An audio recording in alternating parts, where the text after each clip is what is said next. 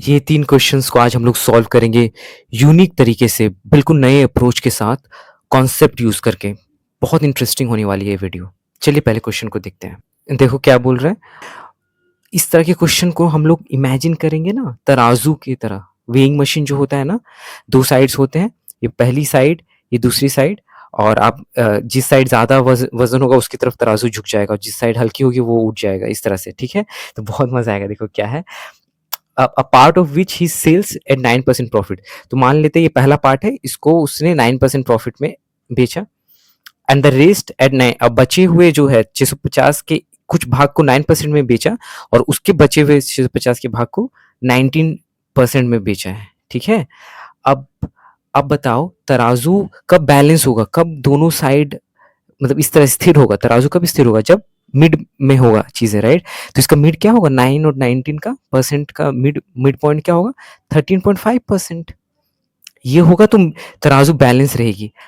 ये तो अभी बैलेंस है तराजू, तो इसका मतलब अगर ये 100 केजी यहाँ पे बेचा होगा और यहाँ पे भी 100 केजी बेचा होगा तभी तो बैलेंस होगा, या यहाँ 200 केजी बेचा होगा और यहाँ पे भी 200 बेचा होगा, ऐसे ही मैं एक रैंडम वैल्यू ले रहा हूँ तो बैलेंस है। लेकिन अब हमारा तराजू ऐसे ना हो कि ऐसे हो गया। क्यों?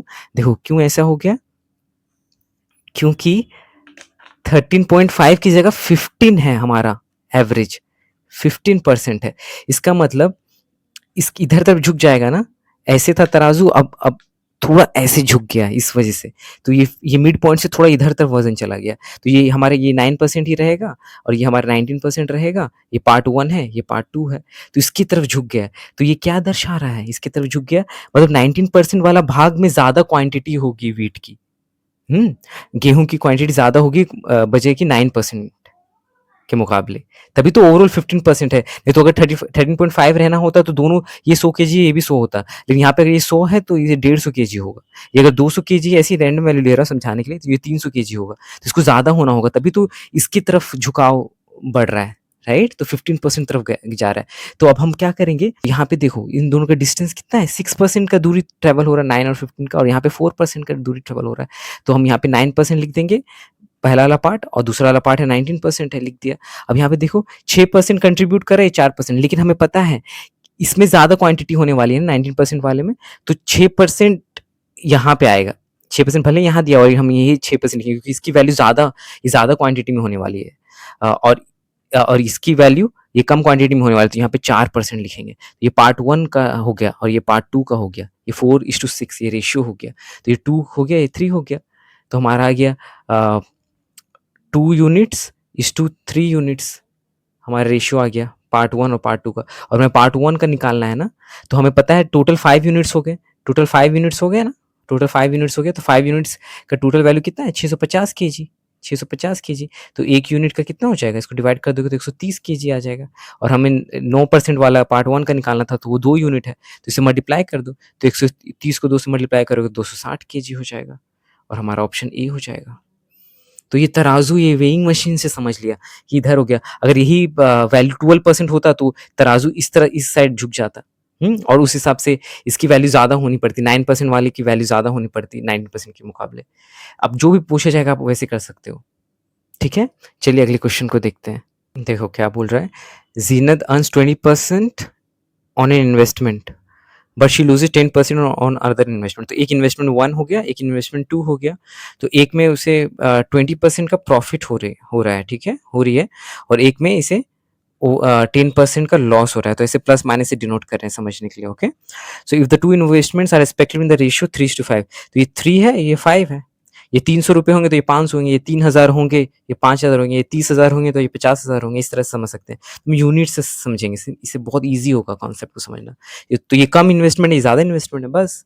Then what is the overall gain और loss for Zeenat on two investment taken together, दोनों मिलाकर क्या उसे लॉस हो रहा है और गेन हो रहा है, यही बताना है। तो यहाँ पे देखो कॉमन सेंस और लॉजिक से कैसे समझेंगे। ये पहला इन्वेस्टमेंट को हम लोग देखते हैं, तो एक यूनिट पे अगर 20% का प्रॉफिट हो रहा है तो 3 यूनिट पे कितना ओवरऑल प्रॉफिट ये कमा दे रहा होगा, 60%, राइट?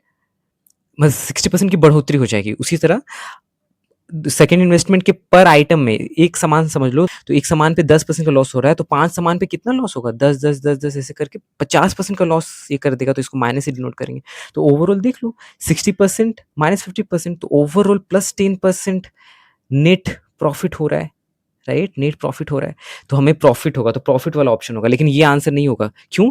क्योंकि हमने यहाँ पे मल्टीप्लाई करके ये वाला समझा ना, तो हमें अब फिर डिवाइड करना होगा।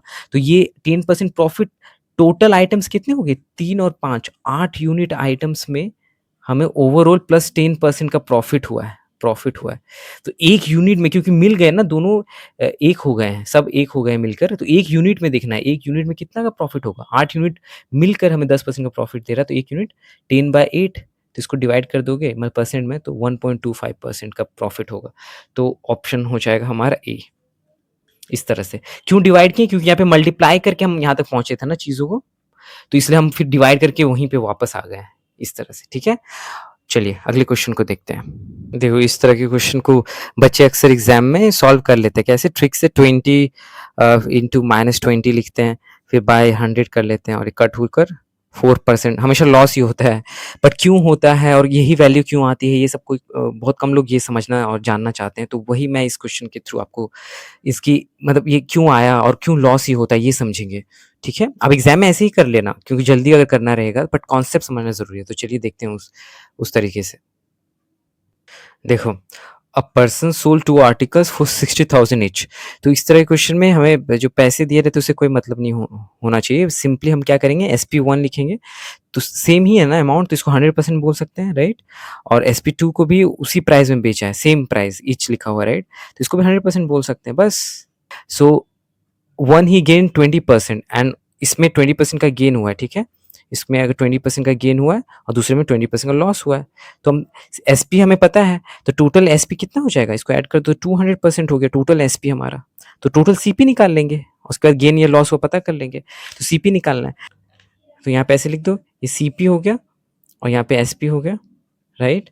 और यहाँ पे भी एक लिख दो CP और यहाँ पे भी लिख दो SP। तो यहाँ पे देखो, हम 100% रूल फॉलो करेंगे क्या? CP से सारी चीज़ें निकालते हैं ना, तो CP को 100% अगर बोलेंगे, तो SP को कितना होना होगा इस केस में? क्योंकि गेन हुआ है, तो अगर 100% CP है तो SP को ज़्यादा होना होगा, तो 120% होना होगा, सिंपल। और इस केस में CP तो हमेशा 100% होती है रूल के अकॉर्डिंग, तो SP को कितना होना है? इस केस में लॉस हुआ है, तो अब 100 से 20 सब्ट्रैक्ट हो जाएगी, तो 80% हो जाएगा, बस यही था। अब यहाँ पे गौर से देखो, हमें 100% लाना होगा, या अभी हमें 120% है, राइट? पहले आइटम पे 120%, अभी 100% में कन्वर्ट करना होगा। तो कैसे करेंगे? 120% 100% के अकॉर्डिंग है, तो के इक्वल है, तो 1% कितने के इक्वल हो जाएंगे? तो डिवाइड हो जाएगा, तो 100% में कन्वर्ट करना है SP को, तो 100 से फिर 100% यहाँ करूँगा, तो 100 से फिर मल्टीप्लाई हो जाएगी। तो यहाँ पे बस एक कट कर देते हैं और यहाँ पे आ जाएगा 1000/12% आ गया। उसी तरह 80% का वैल्यू 100% है CP में, मतलब कन्वर्जन चल रहा है, तो हमें SP को भी 100% में कन्वर्ट करना होगा ना, क्योंकि SP 100% ही है, तो अभी 80% है, तो 1% जब हो जाएगा SP, तो CPU को कितना होना होगा? 100/80। तो जब SP को 100% होना होगा, तो कितना होना होगा? तो 100/80 इंटू 100, ठीक है? तो एक ज़ीरो कट कर दो यहाँ पे, तो ये भी आ जाएगा 1000/8%। तो हमारा CP1 एक तरह से बोल सकते हो ये हो गया, CP2 ये हो गया, दोनों का वैल्यू इतना-इतना आ गया। अब बस हम क्या करेंगे, ऐड कर देंगे। तो कैसे करेंगे? यहाँ पे देखो, दोनों को ऐड कर दो, तो यहाँ पे 1000 कॉमन आ जाएगा, राइट? 1000 कॉमन नहीं आ जाएगा बस, और यहाँ पे 1/12 और 1/8 आएगा, 1/12 प्लस 1/8, और यहाँ पे फिर 1000 होगी, और यहाँ पे एलसीएम ले लोगे तो कितना होगा? यहाँ पे 24 हो जाएगा, और यहाँ पे 2 प्लस 3, तो इसको करोगे तो 5 से मल्टीप्लाई होकर 5000/24%। बस यहीं पे रुक जाओ। यहाँ पे क्यों रुक जाओ? क्योंकि यहाँ पे देखो कि कितना आ रहा है ये वैल्यू, अगर गौर से देखोगे तो ये CP, टोटल CP का वैल्यू है, तो 5000/24 है। तो यहाँ पे देखो, डिवाइड करके देखो, ये 4800 में 200 होगा, राइट? तो 4800 से ज़्यादा है, 5000, इसका मतलब 200 से कुछ ज़्यादा वैल्यू आने वाली है। तो हमारा 200% ज़्यादा, तो SP हमारा 200% है, लेकिन CP 200% से ज़्यादा कुछ आने वाली है वैल्यू। इसका मतलब CP हमारा SP, ओवरऑल CP SP से ज़्यादा हो गया है। ओवरऑल CP और SP से ज़्यादा हो गया, इसका मतलब लॉस हुआ है। तो समझ में आया क्यों लॉस हुआ? इसको सॉल्व किए बिना हम समझ लिए, अंदाज़ा यहाँ से, एप्रोक्सीमेशन से।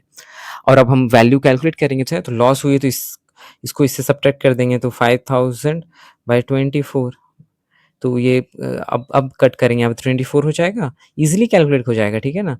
ये 2 से मल्टीप्लाई हो गया 48 हो गया, 2 ज़ीरो लगा दो, तो 200/24।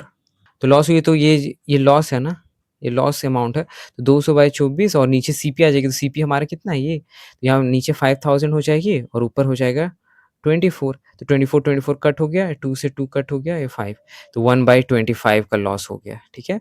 और परसेंट में बताना है इसलिए 100% से मल्टीप्लाई, तो 4%।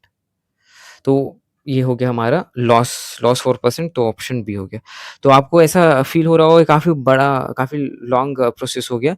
तो मेरा सिर्फ़ ये मोटिव था इस क्वेश्चन से कि आप कॉन्सेप्ट को समझो। एग्ज़ाम में आप वैसे शॉर्टकट से करना, क्योंकि 30 सेकंड्स या 1 मिनट में करना रहेगा। पर जब आप ये समझ जाओगे कि हो क्यों रहा है, जैसे मैं बता पाया कि क्यों लॉस हो रहा है बिना कैलकुलेट किए आखिर में, और कितने का लॉस हो रहा है। मैथ समझने वाली चीज़ है, राइट? ये रीज़निंग वाला सब्जेक्ट है, क्वेश्चन करने वाला सब्जेक्ट है, थिंकिंग एबिलिटी डेवलप करने के लिए मैंने ये पूरा प्रोसेस दिखाया। आप इसको अवॉइड करना एग्ज़ाम में, बट ये होपफुली समझ आई होगी। So thanks for watching and have a nice day.